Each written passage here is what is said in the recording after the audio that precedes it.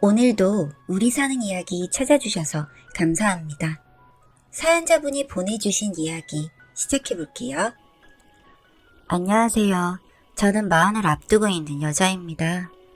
추워지기도 하고 밖을 봐도 스산한 기운만 느껴져서인지 오늘은 제 이야기를 하고 싶어서 글을 써보게 되었습니다.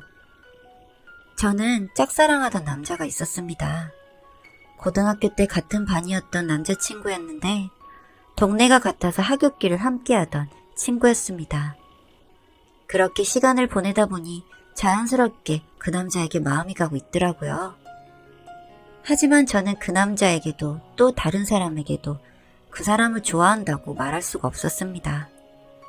그 친구는 이미 동네에서도 유명한 애였습니다. 왜냐고요? 그 남자는 불치병을 앓고 있었거든요. 어릴 때 소아암을 앓았었고 완치를 했었는데 그 이후로 재발이 되었다고 했습니다. 고등학교 때 갑자기 다시 재발한 거라서 충격이 더욱 컸었죠. 그냥 동네에서 들리는 말로는 재발한 이후로는 별다른 치료 방법이 없는 암이라고 했습니다.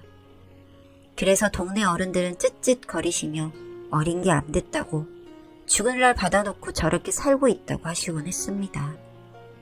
저도 직접 물어보진 못했고 어른들이 하는 이야기를 주워 들어서 알게 되었고 앞으로의 남은 수명도 길어봐야 3년이라는 이야기까지 알게 되었죠. 그래서 저는 고백할 수가 없었습니다. 그 사람이 불치병이라서 고백할 수 없었고 여기에 이미 좋아하는 여자가 있다고 들어서 더더욱 입을 떼기 힘들었죠.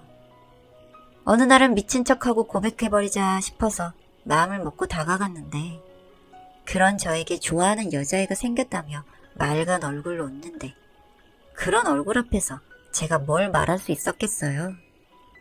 그래서 저는 그날 이후로 그 남자에게 그 여자 이야기를 들어주는 그런 친구가 되어야 했습니다.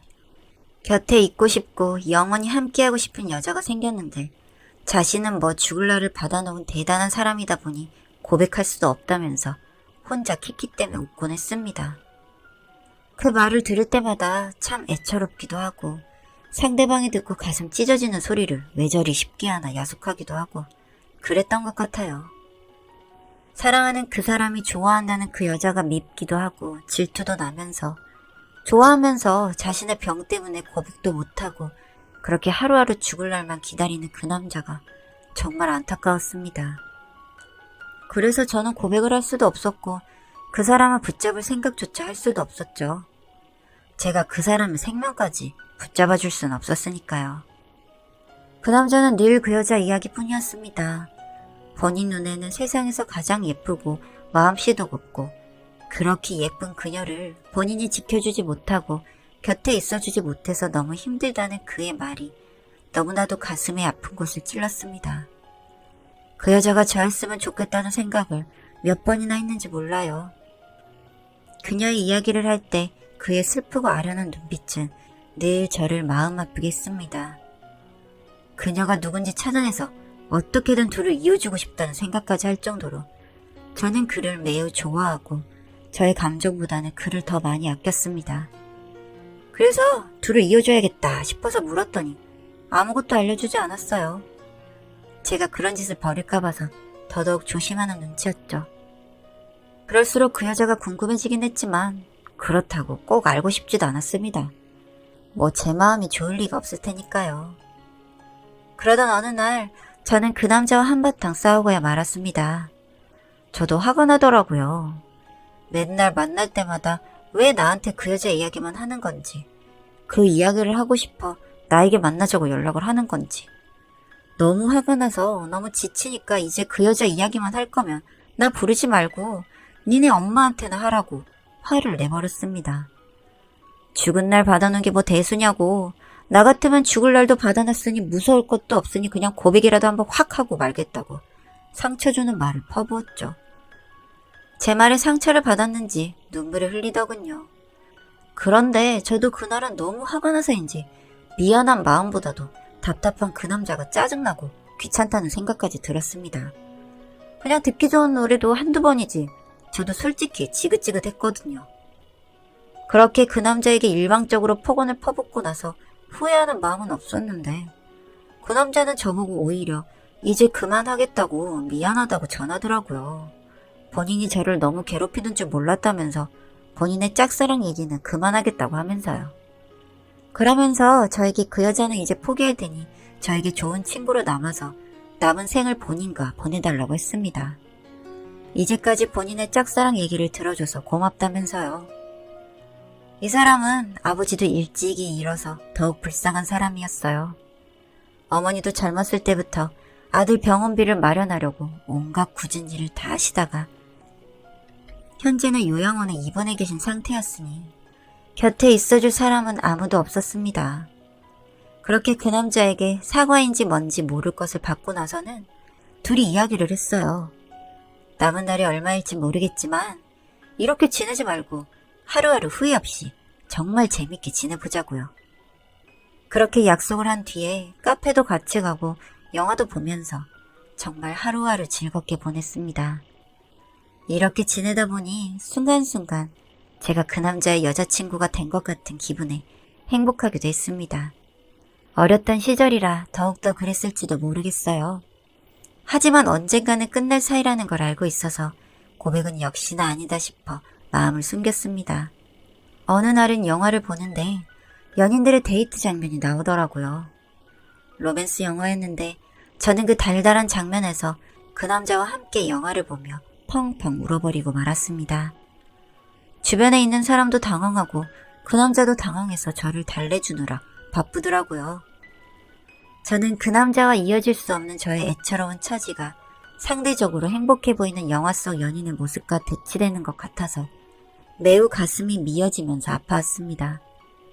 눈물이 안 나올 수가 없더라고요. 펑펑 울면서 결국 영화를 끝까지 볼 수 없어서 중간에 그 남자와 함께 나왔습니다. 그 남자는 왜 울었느냐고 묻더라고요. 그냥 갑자기 너무 슬퍼졌다고 저도 잘 모르겠다고 말하면서 그냥 얼버무렸던 기억이 납니다. 그렇게 그 남자와의 추억은 날이 갈수록 하나하나 더 쌓여져 갔습니다. 같이 떡볶이도 먹고 노래방도 가보고 PC방에 가서 말도 안 되는 게임을 하면서 키득대 보기도 하고 그 또래들이 하는 데이트를 하며 그렇게 시간을 보내던 중 어느 날 갑작스런 연락을 받게 되었습니다. 저는 그 연락을 받고 심장이 쿵 하고 내려앉는 것 같았어요. 그 남자가 집에서 쓰러져서 응급실에 또다시 이송되었다는 소식이었거든요. 저는 너무 깜짝 놀라서 엉엉 울며 한달음에 그가 있는 병원으로 갔습니다. 의사가 말하기를 지금 위급한 상황이라서 안으로도 못 들어간다고 하더군요. 그러면서 그 남자가 보호자가 오면 건네달라고 부탁했던 편지 하나가 있다며 저에게 주었습니다. 저는 그 편지를 빼앗듯이 받아들고 읽을 생각도 하지 못한 채 응급실 문을 미친 듯이 두드렸습니다. 이성을 잃고 만 거죠. 해찬아 안 돼. 꽝꽝 두드리자 의사가 만류하더라고요. 보호자분께서 힘드신 마음은 알겠지만 이러시면 곤란합니다. 좋은 결과 있도록 저희도 최선을 다해 처치하도록 하겠습니다. 그렇게 저는 진정되지 않은 마음을 가라앉히려고 의자에 앉아서 바들바들 떨리는 손으로 편지를 꺼내 들었습니다. 혜정아 안녕? 나 혜찬이야. 이 편지 쓰면서도 정말 떨리고 벅차서 글을 쓰기가 힘이 드네. 나 사실 당신을 많이 좋아했어. 내가 여태 말해왔던 짝사랑하던 여자는 바로 너였어. 예쁘고 사랑스럽고 내 눈에 완벽하고 평생 지켜주고 싶고 곁에 있고 싶은데 그럴 수 없다고 슬프다고 누누이 말하고 수백 번은 말한 사람이 사실은 너였어. 여기까지 읽었는데 저는 꿈에도 몰랐습니다. 저는 충격에 휩싸였고 해찬의 이 편지가 마지막 편지가 될 거라는 안 좋은 예감에 갑자기 불안감이 엄습해오며 손이 더욱 심하게 떨리기 시작했습니다. 이 편지가 너에게 전달됐을 쯤엔 나는 아마 많이 위독한 상태겠지. 어쩌면 이미 이 세상에 없을지도 몰라. 여기까지만 읽었는데도 손이 덜덜 떨리면서 눈물이 더욱 치솟기 시작했습니다. 만약 내가 이 세상에 없다면 우리 집 내 방에 있는 책상 3번째 서랍을 열어서 봐줘.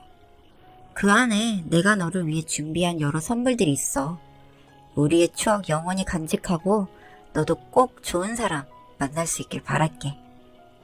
여기까지 읽자마자 의사가 다가와서 혜찬이가 심폐소생술을 받다가 죽었다는 소식을 들려주더군요. 그 이야기를 듣는데 어린 나이에 저는 솔직히 너무너무 무서웠던 것 같습니다. 그리고 그런 사실이 믿겨지지도 않고 혼자서 그 일을 겪을 자신도 없어서 그냥 울면서 병원에서 나와 택시를 타고 당장의 혜찬이 집으로 향했습니다. 혜찬이가 말했던 대로 세 번째 서랍을 당장에 열어보았는데 편지만 수백 장이 적혀있고 일기장도 함께 보관되어 있었습니다. 모두 저를 생각하면서 쓴 일기와 편지더라고요. 저는 그와 지내며 가슴 아프지 않았던 적이 한 번도 없었지만 그때만큼이나 슬펐던 적은 처음인 것 같았습니다. 그렇게 흐느껴 울면서 편지와 일기장을 한 장 한 장 빠짐없이 읽기 시작했습니다. 그 안에는 저를 알게 되었던 3년 전부터 하루도 빠짐없이 매일마다 일기와 저에게 쓰는 편지를 썼더라고요. 정말 슬프고 애석했습니다.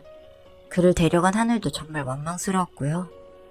그가 매일마다 말했던 여자가 저인 줄도 모르고 저는 그가 다른 여자만을 그리워한다고 생각하며 그를 원망하고 그에게 화를 내고 답답함에 소리까지 질렀던 제가 오히려 제 자신이 원망스러워졌습니다. 편지는 가슴 아파서 다 읽지 못하겠더라고요. 장이 치러지고 그 남자의 유골이 있는 곳을 찾아서 몇 달을 내리 울었던 것 같습니다. 그렇게 20대 초반에 저는 순수한 마음으로 좋아했던 남자를 잃었습니다.